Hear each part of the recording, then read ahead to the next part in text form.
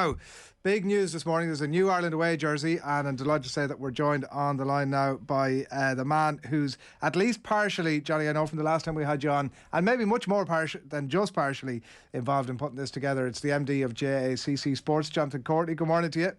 Morning, how's it going? Brand new Republic of Ireland away kit. We're going to put it up on screens for people to have a look at here now. And the last time we had you on, pretty much a direct quote was, it was a colour that was underutilised, a third of our flag, and we should use it more. And hey presto, we're back in orange.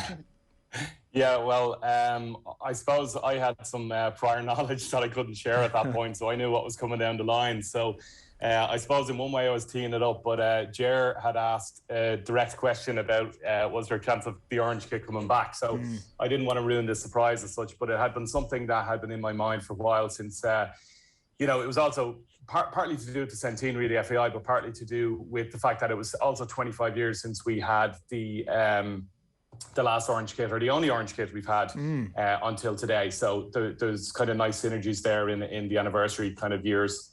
And it's a different type of a shade of orange. Lollipop orange, I see in the press release, which is a popsicle orange.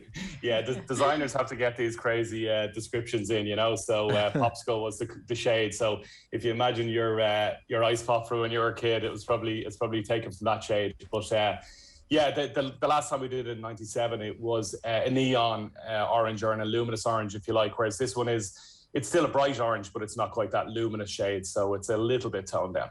Are you bracing yourself in a morning like this for, is this going to go down well? How are people going to feel it? Or have you done a bit of testing in advance and you're kind of...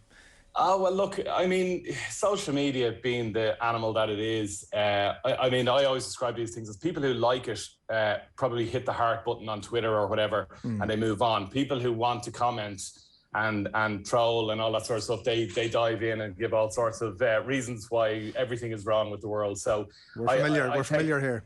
Yes, we've all experienced it. So I take it with a grain of salt. I mean, I would never start a design process from the point of view of worrying what people were going to say about it, or you'd never do anything. Exactly. So I'm not overly concerned about that. I'm not saying we read the room exactly. We didn't go around and canvass and ask everybody exactly what they thought.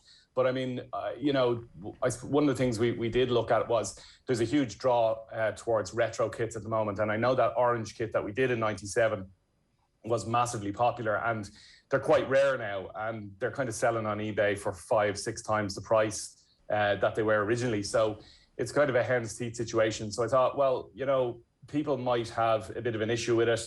I don't agree with anybody who tries to politicise a football shirt or the colours of a football shirt. I just think that's nonsense, and those people probably have bigger issues. But I do think that, as I said previously, it's a third of our national flag. People can like that or not like it, but I think it's underutilised, and I think that this is a cool and different kit that in the year of centenary of the FAI, I think we should be celebrating the flag, celebrating the colours, and that's why we brought it back.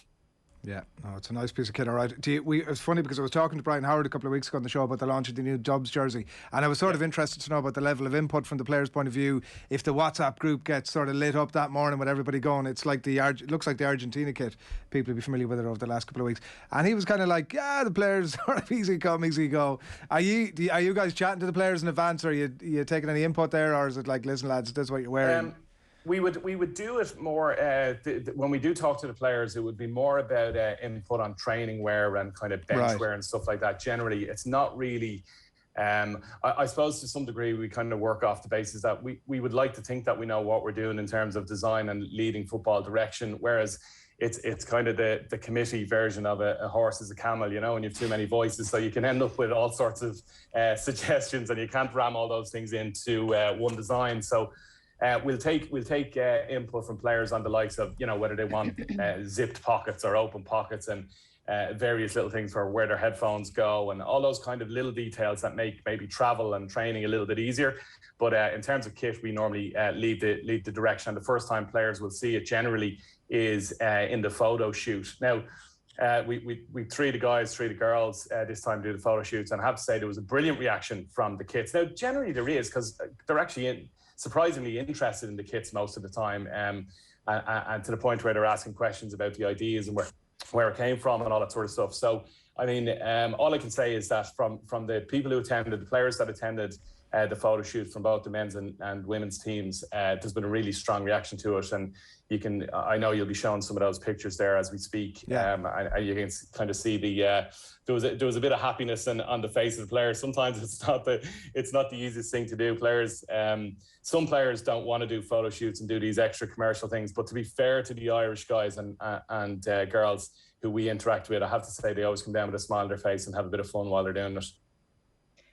Yeah, Jonathan, the pictures look great there.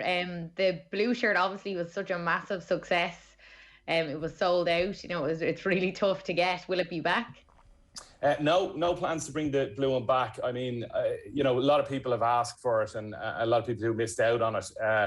But I mean, I just keep saying, look, it was a limited edition. It was always a limited edition. It went on sale 6 weeks before it was worn by the team. So people did have plenty of time to buy it. Now, not everybody might have seen that. And I suppose once it was on the seen on pitch, I suppose, that night, then the men's sizes absolutely flew out and they were sold out by half time. I think there's still a couple of kid sizes around. Elvery's might have them on their website still.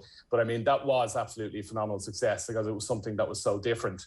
And I think people understood the story. As I said on this show previously when we were talking about the blue kit, there was a bit of education in that for people. And I don't mean that in any sort of patronising way. People just didn't know that we wore blue. Everybody was suddenly going, why are we wearing blue? But that's good because it gets the conversation started and gets people talking about things. And from that point of view, that's good for us then, because obviously people take an interest in the kit and hopefully ultimately buy it, From the last time you were on, Jonathan, have you and people who can go back and watch that chat, where we had a good deep dive on the previous orange jersey. Have you had to take on extra security now, or what's the vibe? I'm hoping that we don't have any security issues like that. I suppose for anybody listening, if they didn't hear the previous interview, we had a massive robbery the night after we launched the last orange kit 25 years ago, and it was the biggest non-bank and non-jewellery robbery in the state at the time, so it was quite substantial, and a lot of those orange jerseys went missing. So that may explain why not many of the people who wanted to buy them ever got to handle them. Yeah. And as you said, that full chat is up there. I watched it last night, just in the context chat this morning. It's a great old yarn. Listen, best of luck with the launch today. It's a beautiful looking piece of kit, and we will catch up with you again down the track. Great stuff. Thanks, guys. Thanks, William. Johnny Courtenay there, who's a man very centrally involved with the launch of that new jersey, as you can gather, and available now at all good sports stores.